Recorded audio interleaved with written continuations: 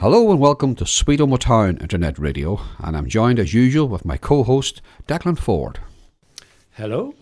Hello, Mr. McGurgan, are you there? Well, it's quite obvious I'm here because I'm sitting about 2 metres from you. Good God of Almighty, it's you. Did you ever see Michelangelo's painting of God creating Adam? Yes, I did. And you have this figure with a beard floating down and the hair floating behind him. Yes. That's just what I thought of when I saw you. God creating Adam. God created many things. Well, how's things? Not too bad at all. Not too bad. Excellent. Good. Well, we're getting kind of back to normality because do you know what I noticed today? The Red Army are back. The Red Army? The Red Army in the streets of Sweet Omagh Town. Not the horrid traffic wardens, Declan, tell me. I wouldn't say horrid at all. The traffic wardens. Oh, well, the good people traffic. The Red Army, they're back en masse. Seriously, though, I mean, there's a couple of those guys, very good friends of mine, so, but Yes. having said that, it's a problem now in Omagh for when you consider what the traders have been through this last weeks or months to ask people to pay for car parking in this town. And I believe that there may be other places in the north that they are not imposing any charges at all. Would that be right? That's what I'm being told now, because I've been to Newcastle a few times on my travels. I get out and about, Mr. You Ford. certainly do. And they tell me up there are no charges for car parking up in Newcastle and along the whole front. Lord save us. Mm-hmm. I can imagine you on the bicycle, and the hair just floating out like a cloud. On the beach, is it a bird? Is it a plane? Oh God! No, I know. But to be serious about it, you would think in the times that are in it, Yeah. that should be the least of the worries, especially if what the traders have come through and what the public have come through. Yeah. On a serious note, those car parks that they patrol in the town belong to the great and good of Omagh. They were bought and paid for by the shopkeepers and traders and the ratepayers of the town. They belong to us, and I believe that I don't mind paying a car parking fee when I leave the car park, but when you pay when you go in and before you get out of the car park and you try and estimate how long you're going to be there, that's the pain that I have with it. Yes, I would agree with you. And to my cost, not that long ago, I was up in Community House just outside the Tyrone Avenue, paid my hour, and within 2 minutes I said to myself, I better get down here, my hour's running out. I was literally about 2 minutes over the time, and it cost me the price of a ticket.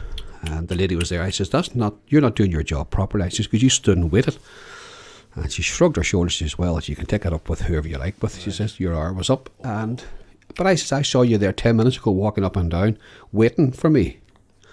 And another occasion I had was I had to park because a camper van, or one of these mobile camper vans, was pushed in.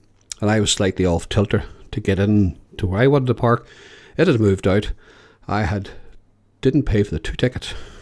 I was charged for that as well. Lord save us. Do you, in this pandemic, have you been sitting at home mulling over all these things? It's my time to rant. Your hit list of... Leaving all cotton aside, why don't they give us a break and give us, I don't mind paying on the way out. If you go in there and get a card or ticket or whatever it is, pay on the way out. If it costs 50p or £2 or whatever it takes for the whole day, do it. But sit there and wait an hour and you get caught. You go for a cup of coffee. You and I meet up in the town and go for a cup of coffee somewhere. Yes. And it costs us 50 or 60 quid because we stay over the hour or whatever limit we have on our tickets. Oh, it's not sensible, and it's and there's a thing called discretion. It is. And some people have it and some unfortunately haven't. And it's no way to win friends and influence people. It's bad for the town, almost better than that. When you look at some of the old photographs we've put up over the weeks, Declan, that the town was busy in the 40s and 50s and 60s. Thriving town, cars about here and there. And I don't believe anyone should park and obstruct anyone. But they put in loading bays in every shop, or almost every shop in this town. Right? And, what's to stop someone going in there if someone else is in the car and go in and, get you out and do what you need to do. But anyway, that's the little rant over. No, well, was it Merlin Archdale told us, he talked about how busy the town was on a Friday night, where I think the shops were open on a Friday. Saturday night. Was it a Saturday night? Saturday night was late night open in Omagh, yeah, over Right. the years, yeah. You know, and you know, when you think of all those interviews, the words that they painted, Yes. the interviewees painted, and it was a different Omagh, but it was still essentially, you know, still good, decent people. But Same town, yeah. you know, it has changed. It has changed. It's become, those people have made us very unfriendly towards the traffic wardens. I have nothing against those guys personally, because you know, they're decent people doing a job. It's their paymasters, it's the politicians behind that who allow that to happen, really, who create that mindset. I mean, they walk around like the Gestapo, you know, dressed. Oh yeah. You know, I think they'd be better employed, give them litter pickers and a black bin litter bag, and let them pick the litter up as well. And, you know, what's to stop them saying to you, oh, don't park there, there's 2 spaces in Johnson Park, or there's one down some end of the town. Yes. And leave it that people can get into this town and get parked and get some business done, rather than be penalised for, you know, some discretion for 2-3 minutes over your hour. No, it's not sensible. Rubbish. It's not good. No. You know, when I experienced the same, I went down to see a late aunt of mine when she was in Sligo Hospital. And you suddenly realise that the hospital car park is being patrolled, and you realise that you've no euros with you. Yes, I know what you mean. So it was slightly awkward. It's difficult, all right. I know a lot of private car parks and a lot of issues with those, but they're not. I mean, they're private landowners and they're entitled to do what they like. I may not agree with it, I may not like it, but the public car parks, I think they belong to the people of the town. Yeah. Bought and paid for by ourselves through our rates over the years, and you know, I'm not sure what the council do or what their policy on it is, but you know, I think they should take a long, hard look at this, or the next time someone comes looking for your vote, you know, right, have that conversation with them. Ask them, what are they going to do? Yeah, I fully agree. Right. Fully agree. There ends the rant. What are we going to talk about tonight? Let me think. Let's talk about the late Walter Pancott. Ah, indeed. Do you remember the interview with Walter? Very well, very well. Or he was a character. It was one of the first interviews we done, Declan. Right. One of the first ones We didn't know what we were doing. We still don't. Still don't. So, That's right. And we, in our naivety, just assumed that Walter was going just to talk about his time as a postman. yeah. Up around the wilds of Greencastle, places like that. Yes. And I tell you, we got our eyes opened. We certainly did.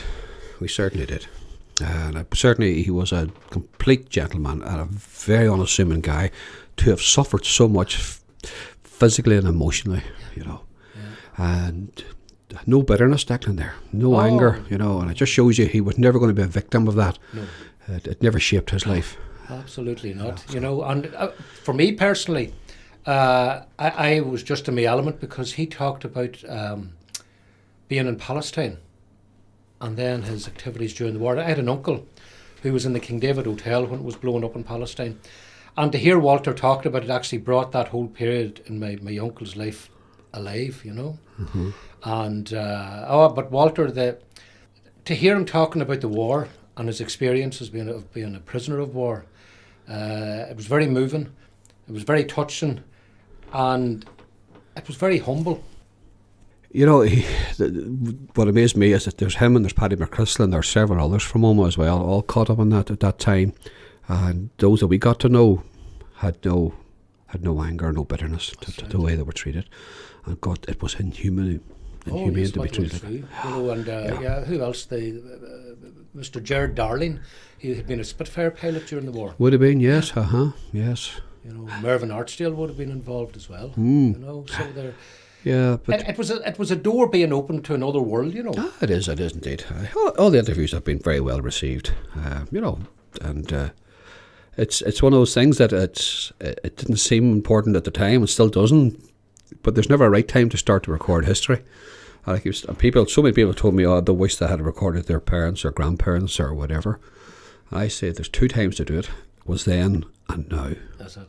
Get in and do it now, even at this 11th hour. I don't feel too bad about it, because did you interview your parents? No. Did I? I recorded my parents, and I can't find the tape. It was my aunt bought me a portable reel-to-reel, you know, with the wee 3-inch reels. Mm-hmm. And I surreptitiously recorded my parents. Yeah. And I'd love to get a copy of that tape. Right. I recorded my Aunt Eilish when she was in hospital. And I mean, I felt kind of bad doing it because I used the phone. And it was a bit like yourself when you go to concerts, Donald, and you record and produce bootlegs. No, but it was a bit like that. And I felt a wee bit guilty about doing it. But I'm so glad I did. Yes. That I have her voice, and two of my children were there as well. Yeah. Well, both my parents have nothing. Absolutely zero. Mentioned it to my mother a few times, but she says, I have nothing to talk to you about, for goodness sakes, you know it all. Yeah. And she'd have talked till tomorrow morning about her life, but not to be recorded in any formal way. So I don't feel too bad about it, you know. Sometimes we feel that, but I think if you do get the opportunity, do that. I would say absolutely. And if you and I can help anybody in any way to do it, we'll certainly be glad. Just give us a call. If you have something maybe on a cassette or something that you feel you want us to help you with, we'll not put it out on air, we'll give it back to you, but it's something that maybe you should cherish and try to keep, little as it is. Yeah, I'd agree, and because ultimately those recordings are invaluable, because the voice of somebody that down the line will have gone, you know. So anybody listening out there, get the little recording device going, the phone, the microphone, whatever. Just record. And what's your plans apart from getting a haircut? Well, that'll take about 3 days. I think they'll have to take me in shifts. Well, I'm getting a quote. The cheapest of 3 quotes will do me. I'll get it done then. Oh no, I'll get rid of that. I'll get the shot of the hair, and I spent an inordinate amount of time in the garden. You see. And one of my sons is coming down from next week for a week, and I think he's looking forward just to getting away from Belfast. Yeah. Change of scenery. Our son, he came home from Belfast there last weekend for the first time since end of February. Mm-hmm. And I went to a supermarket last Saturday. You did, yeah. For 5 or 10 minutes. Right. I was well received, hair and all. Did you go into the supermarket, or did you just go stand outside? No. Well, your usual stunt with a hand out. Yes. No, I went in and walked about and hopefully you bought something. A few bits and pieces, I'll say. Yes. Excellent. I bought a chainsaw. Not in the supermarket, but recently, yes. Really? A petrol or it's a little petrol chainsaw. It's one of the real good makes. Right. Well, I mean, your hair's not that long, you know. You don't need it. I've done it for. I remember one time when in my times in NE, somebody wrote a letter to the gentleman to the vandal with the chainsaw. Right. And that is I now at this stage going around this garden. I've taken about 6 feet off my hedge. It's hacked a bit here and there. Right. But it's a great feeling of power, you know. I can imagine going around like John Wayne. Yeah. Just, make my day. Yes, twirling the chainsaw. Goodness any tree, just threatening any tree. Okay. Be an element of bullying in that, though. Well, there is something in it, all right. Anyway, it keeps the place tidier. Oh, yeah. Anyway, Walter, we... in our time in Radio Foyle, we brought up the original tape, and then it was edited down to about 25 minutes. Now, the original programme was much longer, it was nearly an hour. Now, I don't have the original print, but we do have a copy of it. Not just as good, don't have it to hand, but maybe somewhere. But this quality may not be just all that it could be. But try and bear with us, because he does talk about Brook Street, growing up in Omagh and coming to Omagh, and then enlisting in the army, and a story after that, which is very interesting. So without further ado, we'll sit back and remember the late and great Walter Pancott.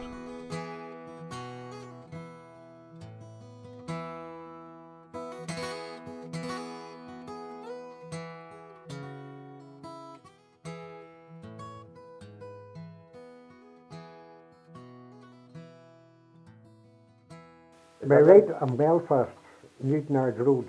I came down in 1918. Born in 1918, came down in 1922, the time of the troubles there in Belfast, you see. And then we moved down into Convent View. Well, had you an Omagh collection before that, or what brought you down to? No, it was the troubles, the 1922 troubles brought us to Omagh. My father was an organ builder and piano tuner, and he was building that big organ in the chapel, you see. And then he came down then to work in We Omagh? came down there. We had a shop in Belfast, you see, on the Newtonards Road, but then that was burned. Although we took part in nothing. But it just burned it, and then we came down with 11 Omagh. Then we're at the school on the... Well, how did your father like Omagh? Did he find it a big change from... Oh, did I, from Belfast, certainly did. Indeed he did, aye. He was English, the father. He was Oxfordshire, you see. You see, that's where he originated from Oxfordshire. Then he married the Belfast woman, Mary Bell. That was my mother. And was she from the Newton Road? Aye, and I think that she had the shop at that time. And what did the shop dealt in pianos and He sold, no, it was a big grocery shop. There was a grocery shop and, you know, food stuff and all. Then when he came down, we just see the mother, she died in 1828. He used to come down there for doing the organ, for the chapel. Right. You see, and then going back and forward now and again to Belfast. Right. So then when the trouble started there, you see, well, That was time to go. and the bunch of shop, you know, he hadn't a shop, but he went on it, you know. Must have been So that's how we ended up in Omagh, in Convent View. in Convent View.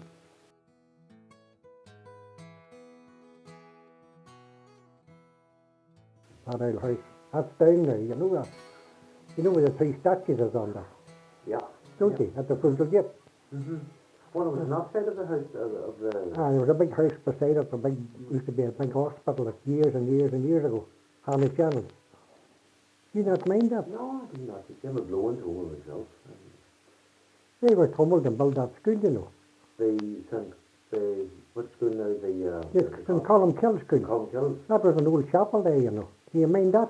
No, that's what Joe Given was telling us Ah, about that was old chapel. And when was that? Can you remember the old chapel?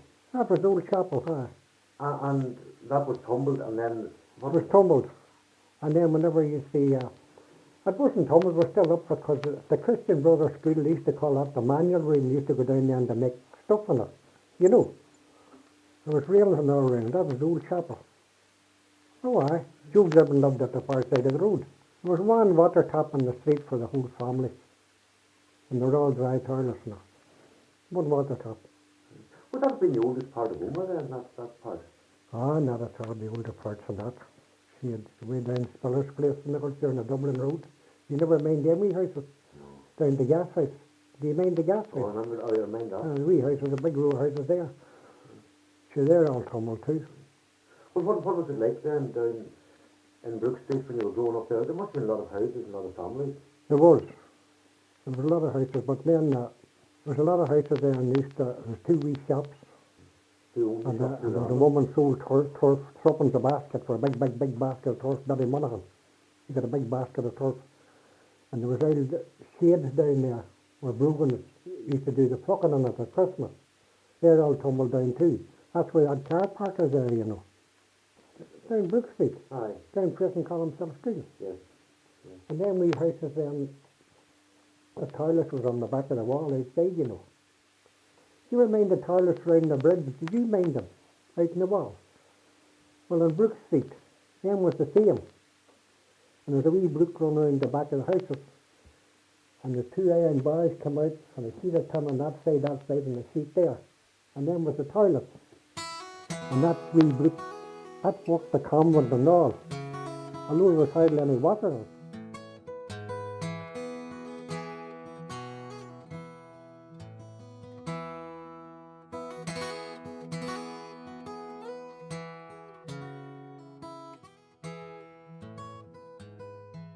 And that prisoner war camp too now, the toilet, it's just like this here when it was bigger than this, and was down under the ground.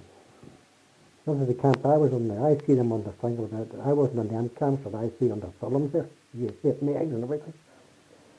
And was that height from the ground, the wall, and there was a big plank went along there, and one there. When you went to the toilet, you stepped on that plank into that. And then the Russian prisoners had to come in down there every so often, and they had big long sticks with a bucket nailed on the end of it, and a horse and cart, and they just scoop it down into the cart. Now the rail out of the cart again, you go and get into the compound, and you had no hot water or anything, you. No hot water. Well, you had running water, had you? You had running water outside in the compound. It wasn't inside, you know, outside, and that's where you washed yourself. And was the compound then wired It off? was all wired off. And there were the lookout towers? Aye, and the outposts, like, you know, and then the tripwire, you weren't allowed to step over the tripwire, or you'd be shot.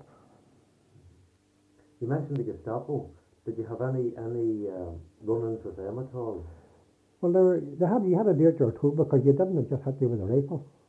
But what we used to do then, they take you out in the march, you see, out to what you call it, the lousing centre. Well, it wasn't killing the flies on you anyhow, the lice. So we used to, the boys would have a wee bag or a wee bit of pepper, and we used to pluck the lice off ourselves, you know, and give them to this boy. You know, certain fellas had wee bags or something. And then when we were marching along and then it was all planned, one of them would start saying, look up there. And we would start looking up and the German guard walking beside us would look up. I threw all the lace over them. And their green uniform. You know, that's what they used to do. And then you went up to the license center and you had to tie your clothes up, tie them in a bundle. And they turned on the water. Well, you had no soap. And you rubbed yourself and then it was turned off. And you got the clothes back. The lice were still alive on them. They were no good, you know, it was just bluff. Did any of the German soldiers have sympathy for you? Oh, I did. They were good. They were all ill wounded fellas from the right in front and all, you know. They were good, the German soldiers. They were good. And would they even be treated badly by the Gestapo as well? Yes. Oh, aye. They had to do what the Gestapo, the SS told them. They had to do that. Well, what were the SS? Were they kind of an elite? Yes. They were there to push you on, you know, the suicide squad or something. And if you went, say the Germans were going into action and some of them reneged, they were behind it. Get in or you're shot. They were all Hitler's boys, you know that. I don't know what, it's nearly 18 months now. I could have got home too because I'd been slightly wounded in the leg, but I didn't want. I wanted to stay with the boys, you know. The wounded men, whenever Learers fell in, they said the wounded can go home. But see, you hadn't went home, you would have went back into the front again anyway. And when you're with the boys all that time, you wanted to stay, you know. Well, then how would you get home? Would that be through the Red Cross? No, through the Red Cross. Well, what about letters to home or parcels from home? Well, you got, once in a while, you got a letter. And they know that it took them about a year to find out where you were before they could notify your family. You know? See, a lot of fellas then, there's a lot of fellas, you know, it's hard to believe, but there's a lot of fellas then never wanted to go home again, you know. And what they used to do is used to change the disc of a dead soldier and put theirs around, you know, you had a disc around your neck all the time, you know, with your number on it. You see, in your regiment. So what they did, maybe trouble at home, just like fellas joined the Foreign Legion. They would change over the disc and that was then finished. Maybe after years at home then they might just decided, well, enough, I'll get myself up again. There's a lot of them done that, changed over discs. Were there many fellas from Omagh in that camp?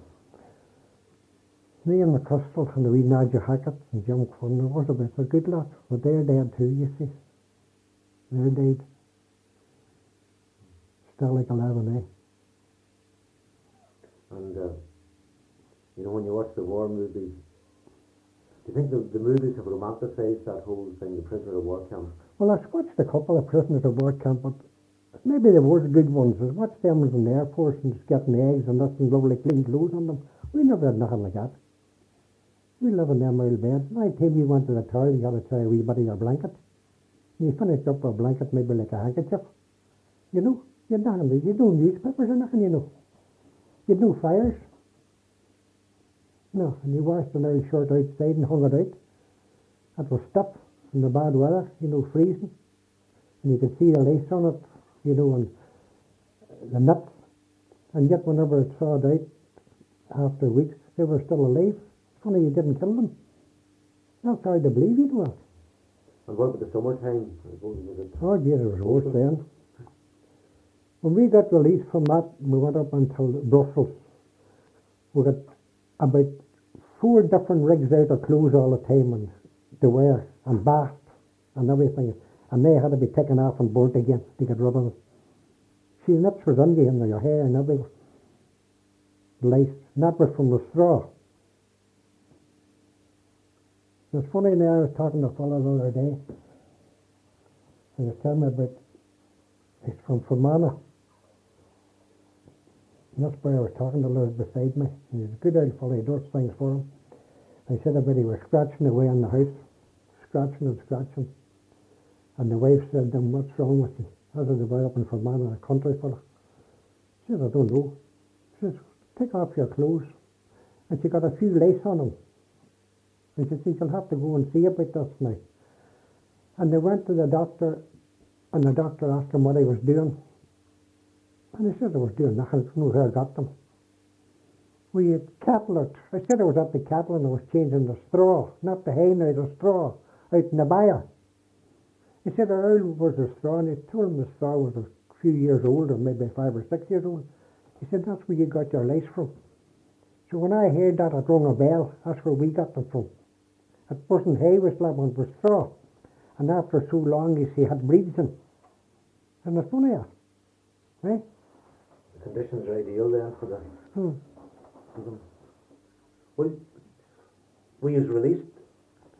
Or what happened? Why did you get out for the prisoner of war? Whenever they came near us, the Eighth Army came near us, and whenever they came near us, the Germans took us on the march, taking us away from them, you know. And we'd end up maybe in a big farmyard or something like that. And then they were getting nearer and nearer again, and we were taken away again. And then this morning we got up out of the farmyard and all, and there was no Germans about. They had run and left us there. So the boys then started killing hens and everything, eating this and eating that. And a lot of them died then with dysentery and everything, sure. Then we were taken away and deloused and cleaned and different clothes. We had the same old clothes on us, you know, the whole time we were captured. The same clothes. So you can guess what it was like. No baths, real sure, you know, but you didn't get the dirty yourself. You know, I couldn't go through it again, but I wouldn't have missed it for the world. Why do you say that? It's the best thing ever happened to you, because it makes you realise the value of food and this and that. Now, when I came out, it's hard to say it now, when I came out and when the father got married and all, and there were 6 of our family, 4 boys and girls, all he would tell you. And we were at our dinner and all like that. And I'd say, no, eat up that now, don't be leaving that now. I don't want it and I don't want this. In fact, he would have tell you this when I was, oh Jesus, ma, here he goes again, look. And all the fingers went up in the air. Whenever she was in the hospital then, you know, and I was cooking for them. They used to go to the house, you know, Madama. Well, we don't do it at breakfast time, mix it into the dark time. You see, I couldn't get rid of me. And I'm not as bad now, but I hate to see food wasted. Because when you're in that camp, you see, you can be hungry, but you don't know what hunger is. You don't know what hunger is. Do you really hungry? Because all you do is you lay and you think all the time of food. When I get out of here, I'm going to have a wee room, I'm going to full of ton of stuff. And some fellow would say, I'd like to go up in Tyrone or Alexander have a big steak, or shut up. And somebody would say, what about a big blonde? No, we even didn't come into your mind. It was all food, food, food. And it's funny how you appreciate it now. We used to go down to the German cookhouse, and you had that cup of soup a day, turmeric soup, and they might have got 2 peas in it, they might have got 1 pea. And whenever they washed out the floor now, I could prove it to you with Paddy McChrystal now, Paddy had been with me at night. The stuff would come out of the grating. We used to lift it. That's how hungry you were. Maybe a couple of old peas or a couple of bits of skin, a turmeric, and ate it. Take it over to the water tap and wash it and eat it. All you thought about day and night was food, food, food, food, food. It was great to get a Red Cross parcel now and again, you know. It was great. No, I hate to see food wasted. It's funny, it's in you see, it's bitten you. It's bit into you. Well, after Brussels then, where did you go? Did you go back over to England? I was back into Liverpool. Still in the army? Then we got delayed again. And The louse all the time, we kept the louse in you all the time, we get the lice out of you, and a wee dolly bag, they called a dolly bag, there were biscuits in it and sweets in it and all, you know, they build you up. Then we were sent home on 8 weeks leave. 8 weeks leave. And the pay that time was only about 14 shillings a week, you know. That's all you were getting. And how did you find Omagh when you came back? It wasn't too bad at all. There wasn't much changing it then, but you know, there wasn't much changing it. No. There wasn't much change in Omagh. Did you find that the ones in Omagh had any kind of understanding or knowledge of what you'd gone through? Oh, no, not at all. See, they never knew in New Hampshire. I used to hear when I came home, that whenever there was an air raid or something, they used to go out to the quarries out Brookmount Road. You know, and they never suffered with food, sure. Now, of course, there was rationing, but at least they had food. No. Did you find that you missed in a strange way that kind of life when you were back in Omagh after a while back to comforts and home? No. You were glad to get home, certainly, but then whenever you got home, you wanted to go back. You know, you missed the boys. You see, you're in with Belfast fellas, Derry boys, all over, everybody was. You're all for one and one for all. You had one of them boys, the whole battalion out in the get ahead of you for having one of the, not with the kind of the army I was in. This is a different army now altogether. Them was only cowboys now. The old-time army was the best. That camaraderie and that whole community. Yeah, that was a good army, the old-time army. They all helped each other out. There was none of that. You didn't go around like they do now, you know. That's different altogether now. No, I liked it. I would have stayed on for 22 years, only you kind of been slightly wounded in the leg, you see. You're downgraded. So then you had to leave then after? I had to leave it. You had to get out. Then I got into the post. And where were you based in the post office then, in Omagh here? First job I got when I got out was sweeping the snow of the streets. That was 1940, the end of 46. And when that finished then, the next job was gathering the potatoes for the farmers. Where was that? Picking the spuds. Right round Lochmuck and all. You were sent from a dole. See, a dole was only about, what, £2.10 shillings then. That was the two jobs, and then I got under the post. And then what was your first job in the post office then? I was out in that Tyrone post, a temporary postman on the bicycle, delivering letters. And that would be from Omagh? I had cycling around then Lochmuck, out round Lochmuck. And then a couple of boys went off, you see, was retired, and then I got made up full time. I didn't like it at first, but hard to get used to it, you know. You know? Why the loneliness? Getting to know the people, you know. You see, when you're on, you got 3 days training, but you got lost when you're on your own. You're saying, now, what road do I take now? You know what I mean? You're all right when the bar is with you, you knew you weren't going to be lost. When he left you then, you'd say, God, which way do I go now, and who lives in that house? You know, but then it all comes on you. Everything flushes in lovely. You get into the routine and you get into the routine. Then you go on the town then, doing all camps in the Dublin. You knew everybody and you knew all their names on the town. Different run every week. It just fell under like a jigsaw. Well then, is that the way it always was, a different run, or did you then establish? No, it was a different run every week. On the town we done the camps and then the Dublin Road and then Gareth-Seldon, out Brookmount and all, you know. Then after you got onto the country post, you had 3 runs, like 1 week in Mountfield, and the next week you make up to Drumquin, and the next one on the Killiclare post. You rotate. You know, somebody went sick then, well, they had you do that. You know, they had to do that. Which was your favourite run? The best run of the lot was Lap and Knockmile.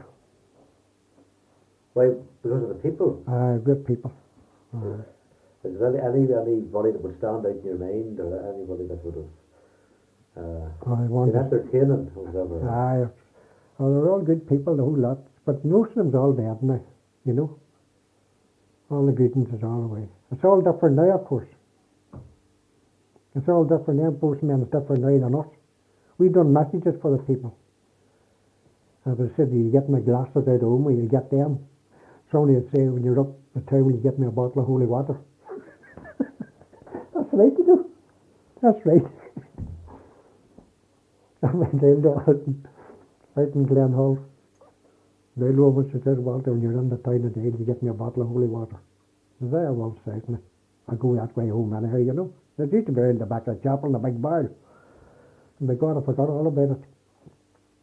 Next morning, I went out, Jimmy McRae at Glen Hall on the post.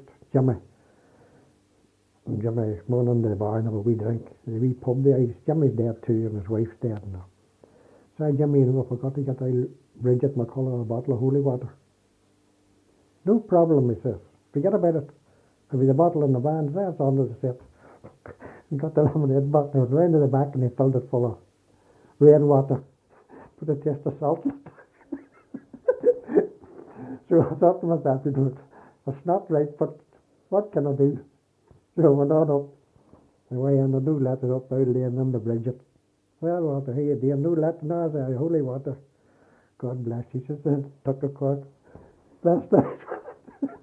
I was down there thinking, little do you know that from Jimmy McRae and Glenall. And then the next day, I was out a couple of days after, I went and got her a bottle, you know, and says, there's another bottle, Bridget, that's fresh stuff. They only made it, and I spent on other stuff. Oh, but I'll still keep the other stuff too. You know, I had a laugh at it when I thought of it. We're blessed now. Water from Jimmy's bar. Oh God Almighty. You know, you could write a book on it. And the worst of the lot, you know, was the ganders. The ganders were it, you know. The ganders was the worst than the dogs. The ganders, they used to come free, you know. Whatever way the van attracted, the red van attracted them. The ganders were it. So Joe Muir was worse. You know what Joe done? We used to get free samples them times, you know. Like a flash and four free cigarettes and wee packages, advertisements. And Moore went up to this elder and what have you day? He said, I've custard powder for you. And he gave her a wee packet of flash. He did kill the poor woman, you know. You know, she said, they're getting a sack of it. He went on and made it was custard powder. It was a wee packet of flash where he washed the dishes. Yeah, God, I had to take a massive post. She would tell you about that. You get all these samples, toothpaste and all. Them days that's all done away with, you know. That's all done away with. No, for God's sake, Well, when do you think that stopped, the idea of the postman doing the messages and, you know, just getting the odds and ends for the people? You done that for the people. You done it. You weren't supposed to do it, but they closed their eyes on it. And the thing is, you see, you couldn't fall out with country people. You can't fall out with them. Because if you're stuck in the snow, well, there's 5 or 6 tractors around you to get you out of it. If you're drunk, they'll take you in and sober you up. If anybody comes out looking for you, no, he left here. He's away down hours ago, and you'd be hiding away in the house in the van locked in the shade. You see, all them old timers, that's different now, but you know, them was all old. Oh no, you done the messages for the people. And sure, you're always getting a dozen eggs. Things were cheap then, they were getting sides of bacon, pigs that they killed on the QT and cured it, a big slide of bacon, you know, bags of potatoes, bags of turf. You got all that in them days. You see, you had to keep in with the country people doing wee messages, you know. Oh, you had to certainly ban things in Wellworth and get me this, and Wellworth and get me that. Sure, there's no trouble for bringing them a newspaper, you know. You weren't allowed to do it, but nobody bothered. It was a blind day turn. Aye. And it was all part of the community. Yes, community service. Even the people now, when you meet them in the town, they tell you, you know, wishes were back on the post, not the same now. These boys have no time for you. Now these postmen, they go by numbers now. You know, we knew all their names. And nowadays there was no numbers hardly on the houses. We knew their names. But now, I live in one Brookmere Crescent, but if my letter was number 2, they had thrown it under number 2. They don't go by your name, they go by the number. And it's there. And then the town lands have all been... And they're all been changed now. The town lands, they're all changed.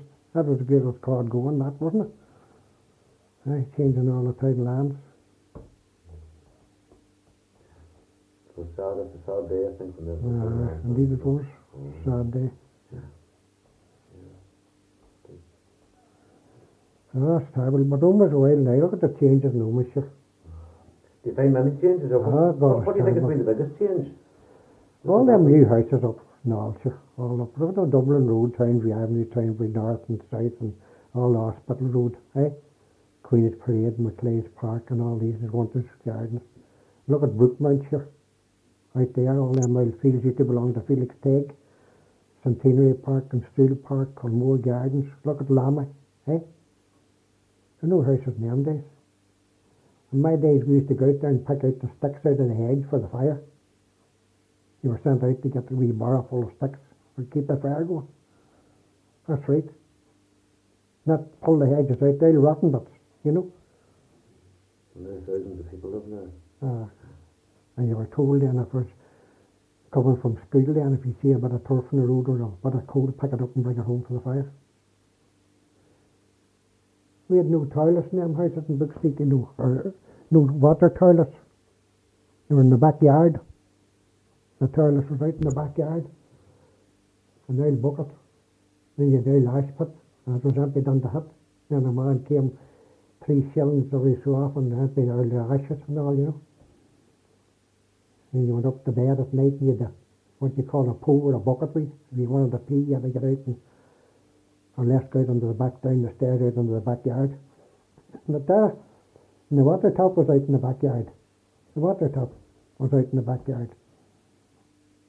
No light, no electric light, gas, or a hurricane lamp, and a big black range in the kitchen, an old tile floor, 12 inches by 12, no carpets or nothing like that. And making the tea in the morning on a primus stove. An old primus, make a cup of tea. Then you went to school and the mother, if she was alive, or your sister, Dorothy, what do you want in your bread this morning? You want margarine or jam? You can't have both. So you say, take a bit of jam. And you had to watch it in school or the boy beside would steal it. Not terrible.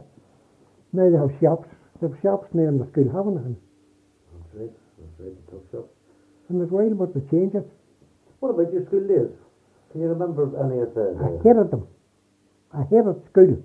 Why? Oh, Jesus, don't talk about it. I never liked school in my life. I came more schools than that. Was Rat McLaughlin that died, the cobbler, the Joe, was came school most of the times. I hated school. I did. They were very strict, you know. Brother Hamill. He beat you for nothing. Were all the teachers like that, or was it only the... No, wee Brother Walker was a good wee teacher, but Brother Hamill was very strict, and a big Brother Ryan didn't have something, you know, for nothing. If you were right-handed with Hamill, then he'd hit you on the left hand with a leather. Then you happened to hit me on the elbows and all. And say you didn't go to school, you were supposed to be sick. We used to come down to the house and pull you out of bed and take you up by the back of the neck. So you did. Would there be many in your class then? Oh, indeed there was about 20 in the class. Indeed there was. And what were conditions like in the school? Oh, actually, there's no heating in the school in them days or nothing, sure. Not at all. Then you only got out at dinner time. Out in the yard at dinner time. You ate your sandwich and back in again. Out at school at 3:30, away from 9 in the morning to 3:30 and 4 in the evening. Did you have to go to school on a Saturday? No. Mondays to Fridays. There was enough. Mondays. You used to hate the school. Everybody hated Monday morning. You know, it's already good. Now that the youngsters, my grandchildren love schools now. They love it. Now you wouldn't have loved it in my day. It was very, very strict. I've seen photographs of the teachers there. There was Brother Doyle. Big long cloaks in them. Aye. And Joe Curry. See, it was scary looking at them, wasn't it? Now the teachers are different. See, girl teachers now and everything. That's right. Oh, like I say, it's a different world. And I mean, now like the school I teach in an hotel. you see, that's all boys. Our school was all boys. Now they're kind of all mixed, aren't they? Look at them schools now, you go down the town, you see them coming out. Coming up the Royal Arms Centre, you ever see that? Just across the front. Sometimes I think I was at school with them, I would stay on till I was 65, get a job then as lollipop man when I come out. Those lovely big girls. Hey? God almighty, they have in my days. You had to go out and play with a dog. There's no youngsters about hardly in my days. Oh, that's right. You had to play with a dog. Look at them now, man, they'll knock you down the street, wouldn't it? Well, the one I've come across them myself. Lovely girls, eh? And teachers now, girl teachers now. Right. Oh, interesting. I just stayed on the school till I was 65. Got a job as lollipop man.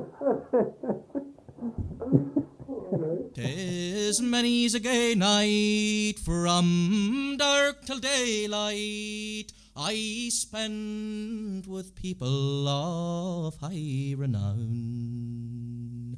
But in all their grandeur and heaps to squander, my heart would wander for sweet Omagh town.